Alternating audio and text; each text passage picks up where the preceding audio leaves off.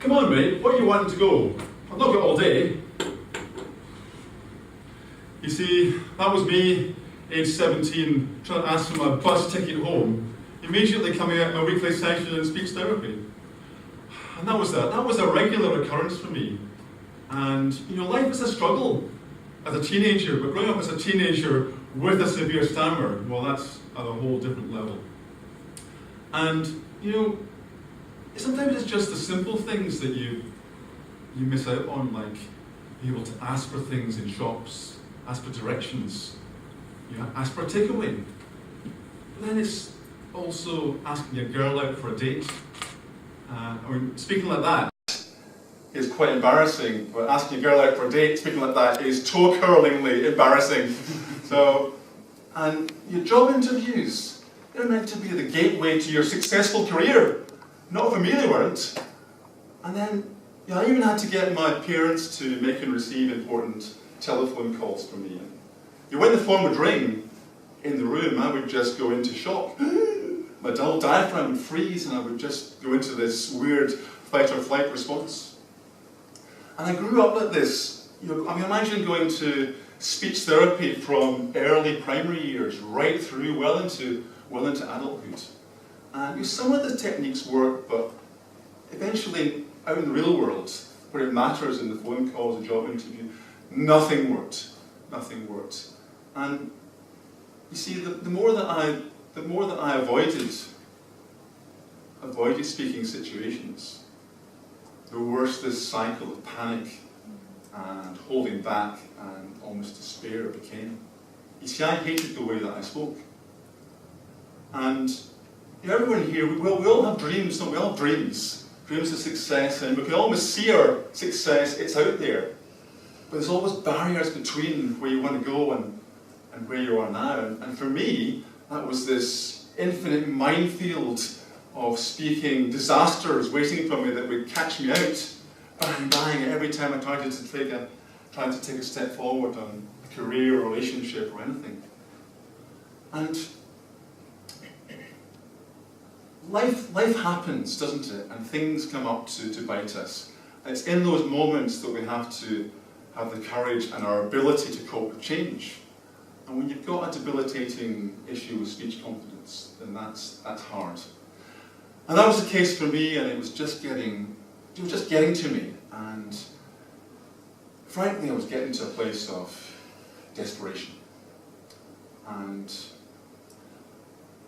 I went on a conference in London, and there was this American author, speaker, and John Harrison was his name, and he, in his lecture, he just seemed to have a completely different understanding of stammering than all the professionals that I'd worked with throughout my life.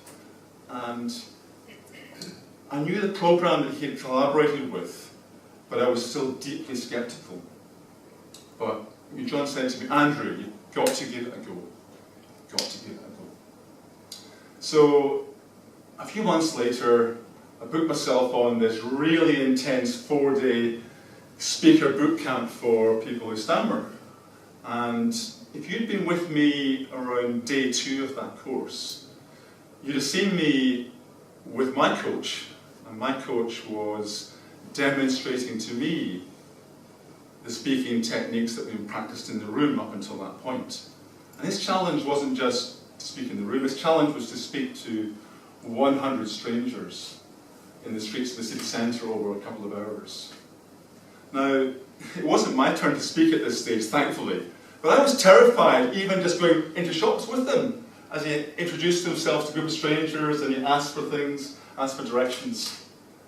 But if you'd seen me at this moment, this was a tipping point in my life because about the third or fourth or fifth contact that he made, the person he spoke to, the stranger, I got to realise that for me the penny was dropping. This stuff we practice in the room, this actually works in the real world. You see, if you get the right techniques, the right intensity, and of course the right coach to make it work for you in the real world and show you the way, then amazing personal change is possible. So that was 14 years ago. That was the International Maguire Programme for stammering. And I don't want to convey that it's a cure. It's not a cure. I can still get caught up. I still have to do my breathing practice every day. But for the first time in my life, it gave me the tools and techniques to say what I wanted to say and to say it the way that I wanted to. But of course, I'd avoided speaking situations for 33 years, so no matter how intense this 4-day boot camp was, I wasn't going to be a changed person. And then you've got to go out and look for ways to grow as a person and follow your dreams. So for me, I went to speakers clubs, Toastmasters. I even went to speed dating events. How ridiculous is that? Great fun, by the way, if you've not tried it. Unfortunately, I don't get to do that anymore because my girlfriend, I don't think she'd understand now that I would be going purely back there for the speaking challenge. But your job interviews, well, went from scientist to team leader scientist and on from there. And even the telephone rings now. I'm fighting the way past to get to the phone because I never get tired of hearing my new voice when I answer the phone, which was the most difficult thing. And now it's just Andrew Hodge speaking.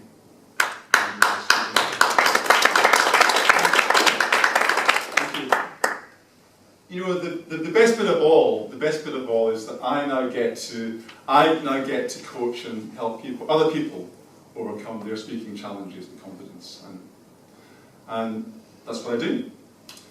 So I'd love to give you a little bit of an exercise to experience some of this stuff now. So if everyone would just like to stand up, please. And all we're going to do is just all together say the following 4 words. I have a voice. So 1, 2, 3. I have a voice. Very good. Now we're going to try that again, and if you're happy to close your eyes, that's good as well. I'd like you just to, as you're breathing where you're standing, imagine your feet being really heavy into the ground. That's right. As you're being heavy into the ground, also have a helium balloon tugging gently at your crown of your head. So you've got great, amazing posture, but grounded to the spot. As you carry on breathing deeply and perhaps finding that you can let out even more air than you were just a few minutes ago. And just sigh it all out again. Very good. And as you're breathing into your center, now for me, my center is my belly button or just below, and wherever that is for you is great. Just carry on breathing deeply in a relaxed and powerful way. You might notice that your neck can rotate easily from side to side, and if your jaw is a little bit tense, you can let that tension go as well. Very good.